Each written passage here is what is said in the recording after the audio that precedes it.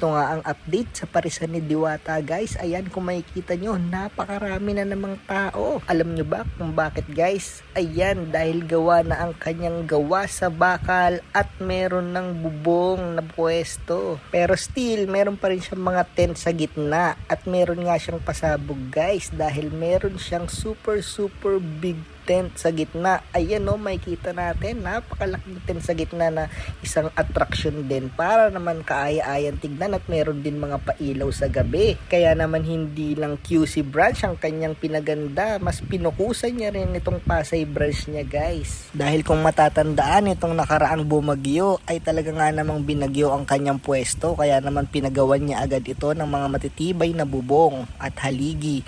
Syempre, 'di ba? Napakagandang mga designs and pailaw, 'di ba? Syempre, pagdating naman sa pares, syempre overload pa rin at saka sa kanyang chicken, masarap.